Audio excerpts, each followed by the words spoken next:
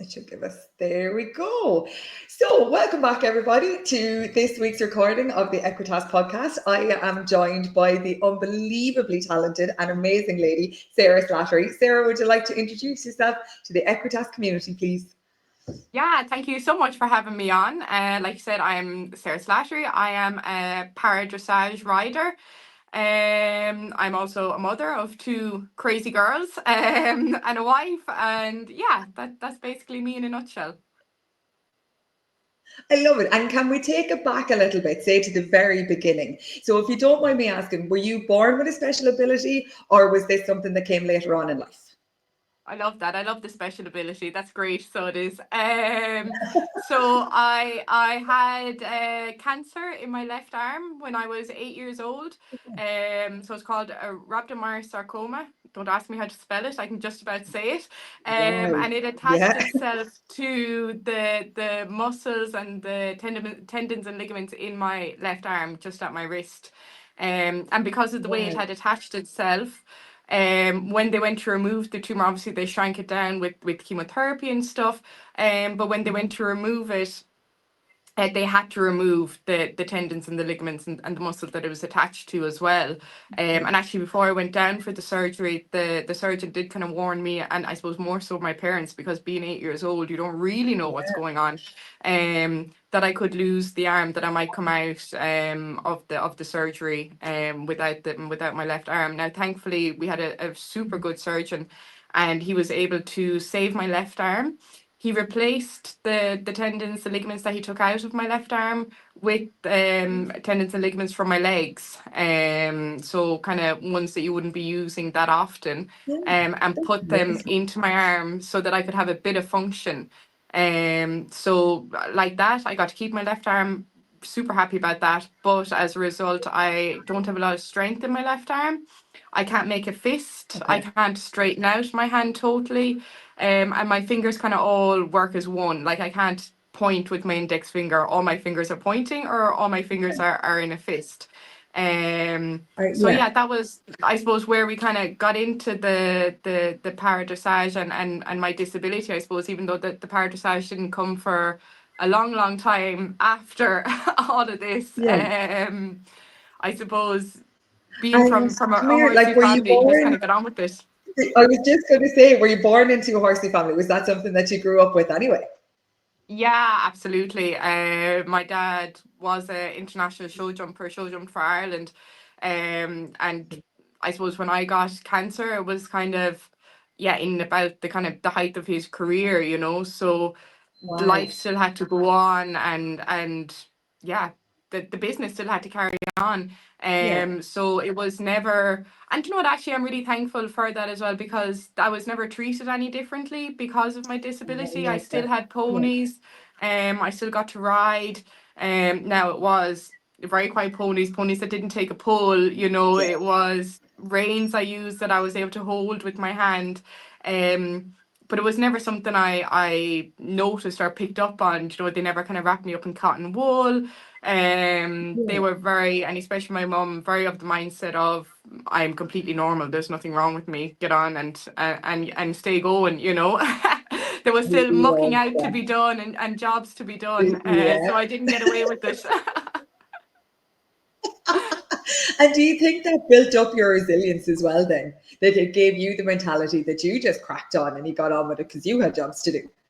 Yeah, absolutely, absolutely, and I still feel that it Love definitely shaped my personality and how I am today. It was like, yeah, and I think when you come from farming or horsing or any of those kind of backgrounds, it is, you know, you might be sick, or something might happen, but the animals still need to be looked that. Yeah. after. You know, they come first. Oh, yeah. So Yeah. yeah, I think it was kind of the same thing that was applied to me. Listen, we have a job to do. We have a farm to run. So you better just kind of get up and stay going, Sarah. I love that. As somebody said to me during the week, the horses don't know it's St. Patrick's Day. This is No, very yeah, true. literally. That's what I say every Christmas morning, where I'm running Yeah. out to feed and do the stables. I Has to think be we all done. have that little thought, don't we? Like, oh, look, Yeah. sure, here we go again. And come here then. So you grew up doing the little bit of show jumping and riding the nicer side of the pony world. So where did the transition to dressage come from then? Yeah, so like that, my mum is from Denmark and she always had kind of a dressage background. So as kids, we were kind of always forced to have, flat work lessons a few times a week, Ah, which we did yeah. not enjoy. We only wanted to jump. But to be fair, I was never very good at the show jumping. Could never see a stride. Was always scared Oh, of everything. picture Um, sister. Yeah. yeah. So I actually, when I went to college, then I had my first daughter, Harlow, and then I went to college. So I kind of between all that, I kind of got out of horses. We moved down to Limerick. Okay. So I didn't have a horse then for about 8 years, something like that. And it was only when I moved Oh, back to Galway. Now I can't remember what year I moved back to Galway. Anyways, and we moved back to the home house that I yeah. then decided, okay, actually I'd like a horse again. It was easy to have a horse in that situation. Yeah. And of course, show jumping being all I knew, I decided I was gonna buy a show jumper, even though I didn't like it. Oh, we all fall back in though, don't we? You Why go over I to know.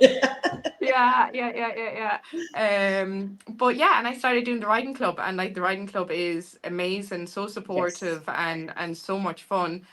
So I did 70 centimeters, 80 centimeters, and Love actually it. at most of the riding club shows that I did, they also had dressage on the same day. So I was like, okay, Yeah. I'm going to enter the dressage and have a bit of fun with that, and I started winning more and more in the dressage and getting on really well and getting really kind of positive feedback from the judges.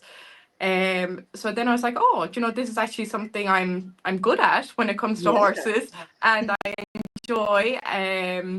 And yeah, kind of through that, then I looked into joining Dressage Ireland to kind of get more into it. But figured out then that I couldn't use my looped reins or my special reins that I had kind of used all along in the pure dressage without getting a classification to be a para dressage rider.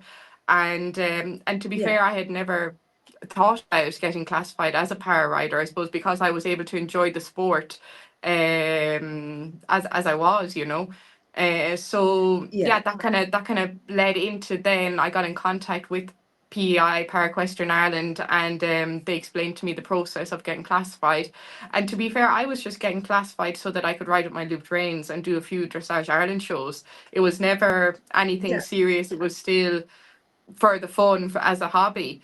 Um, but anyways, yeah, got classified as a grade 5 Love rider, it. and yeah, kind of slowly but surely figured out the world of para dressage, and yeah, got more and more involved in it. And I retired my poor show jumper from the dressage. I had put him through enough dressage tests. The poor thing, he put up with a lot. And I bought my first dressage horse in 2019. So yeah, I just started in para dressage, and got my first dressage horse in 2019. So not actually That's amazing. too long ago at all. Yeah, yeah. It feels like because I've heard so much about you and your story and what you've done and heading to Paris and all the bits, it feels like you've been around forever. It doesn't. Your the para career has been so short lived, but it feels like you've been here for such a long time. And come here, for the completely uneducated, and I refer to me in this because I know nothing. Can you explain to us how are people classified as a para equestrian? Is there different levels? Is there different ways? Yeah. And again, I apologize for how uneducated I am on it. Do you do a test? Do you have to go in? Like what are the parameters around it? Yeah, absolutely. And to be fair, I was the exact same when I joined. I had no clue about Yeah, any of it.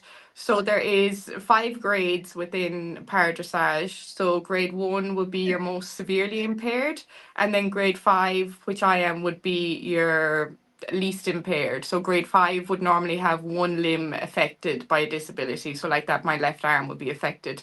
Um, yeah, and yeah, so first off, we would send our medical forms to Paralympics Ireland. They are kind of over all the classifications within Okay. all the sports. And then they would say, okay, yeah, you have a disability that's classifiable. I think maybe there's like 6 to 8 kind of umbrella disabilities that are classifiable, and then other disabilities would come under that. So like that, mine would be impaired muscle power would be my kind of umbrella disability, and then like that, the likes of I think maybe like if you had a spinal cord injury or MS, that would kind of come Okay. under the same umbrella as mine. But obviously, someone maybe with a spinal cord injury would be a grade 1 or a grade 2. Yes. So anyways, yeah, send in your medical documentation. Paralympics Ireland will say, yeah, you can be classified, and then you'd go for an assessment day, basically, where they would have a classifier look at you and get you to do a range of movements, and then they would say from 1 to 5 whether you're able Okay. to do these range of movements. And then that all that kind of, they obviously have some kind of formula first that I'm not aware of Yeah. it.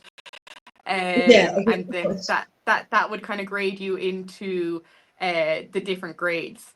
And then also they'll do a written assessment. So they'll see Yeah. you riding and then say, actually, and it's actually really helpful when you do the written assessment, because they actually can also recommend different compensating aids that you can use Oh, brilliant. riding, which you mightn't have Yeah. thought about. So like that, I always knew that I could use my looped reins. Yeah. But because of the surgery on my legs and the ligaments and tendons that were removed from my legs, I always had a hard time putting my heel down. My ankles are nearly fixed, so they are. Yeah. And there's different things like that. I can put elastic bands around my stirrups to hold my feet in the stirrups, which I didn't Yeah. know about until I went up for the assessment day. So yeah, it's daunting, definitely Yeah. daunting, and a bit nerve-wracking because you don't know what's going to happen. But yeah, I'm hoping by talking about it and letting people know, it Yeah. makes it a bit easier for people. But yeah, and then so Paralympics Ireland will decide what grade you are, and then when you go Mhm. to compete internationally under the FEI, they will also do a physical assessment and a written assessment of you, pretty much the same as Okay. what we have done in Ireland. And they will either confirm your grade, or if there's a discrepancy, you will always be graded with what the FEI say. So if at home they say, oh, you're a grade 3, but if the FEI then say, no, actually you're a grade 4, you're a grade 4. It's gone on the FAI. And when you Yeah. go for your assessments, is it like, do you go to a riding school? Do you bring your own horse? Is it a different horse you have to ride? Like, I suppose, did you get to go down and ride with your looped reins because that's what you were riding with? Or is it a whole completely different system they use? Yeah, so because mine was kind of in the middle of COVID, mine was a little bit different Okay. to other people's. But from what I know from talking to people, you Mhm. bring your own horse. And most of the time it's actually on in the sports campus in Dublin, Oh, and because that's beautiful. also where Yeah. Paralympics Ireland have their headquarters. So actually Yeah. brilliant venue for it. Everything can be done in the one Yeah. place, which is great. So yeah, so you would bring your own horse or a horse that you're riding. Yeah. Like that, Para-Equestrian Ireland or Paralympics Ireland wouldn't supply horses. Yeah. And yeah, you can ride with whatever compensating aids that you're already using. And that's no problem. And like that, like I said, the assessors might recommend something else, or they might say, actually, they're really good for you, keep using them. Yeah, Yeah. and it's all like that, done in the one place, so it's easy and it's nice. You're not kind of traveling or Very handy. anything like that. But yeah, you do would have to bring your own horse or a horse that you're riding. That's very handy, though. It's very self-assuring, isn't it? That even Yeah, though it's such a daunting day and it's a daunting thing to do, you have you and your horse, and you know your horse, and you know your tack, and absolutely. it's probably a little bit Yeah, settling. Like, absolutely no comparison. But I remember going to be graded for the riding club, and Yeah. had to go down to Mount Juliet and sit up on a horse I didn't know in a place I didn't know. And like it was No. daunting. It was a like now it was fine. I mean, golly, the horse knew more than I'll ever know, but Yeah. it was definitely a daunting situation. Like, so it's lovely that you can do it, and that the people that you're doing it with are so given of their knowledge and time, and they're Yeah. and so helpful for it. Absolutely, absolutely. And I think, like you said, it's already daunting, as an able-bodied person, to ride a horse that you don't Yeah, know in a place that you don't know. And I think, especially when it comes to the para side of things, you don't know how a horse is going to react to your disability. yeah, If you're not totally steady in the saddle, or if your legs are moving a bit, or if your arms are moving a bit in a strange way that the horse isn't used to, like, it's not fair on the horse, and it's not fair on the rider. So I definitely think, yeah, your own horse, a horse that's used to you and your funny little quirks, is definitely the easiest. and even as an able-bodied rider, my horse puts up with a lot of my quirks now. I Yeah. have to say, I could do with some of those elastic bands on my stirrups sometimes. Yeah, there you go, you see. Yeah, that's what's launched from my friends. Yeah. Can you tell us a bit about your horse and what you're doing at the minute, and kind of how you ended up together? How did you end up with them? Yeah, like that. Like I said, I got my first dressage horse, Sam, in 2019. He came from Denmark. An amazing schoolmaster, teacher. He taught me everything that comes to dressage. I couldn't sit trot, like half pass, anything like that. Okay. I didn't have a clue. Like that, I had been doing preliminary and having fun, and I was like, oh, it's getting serious now. We have an actual dressage Yeah. horse.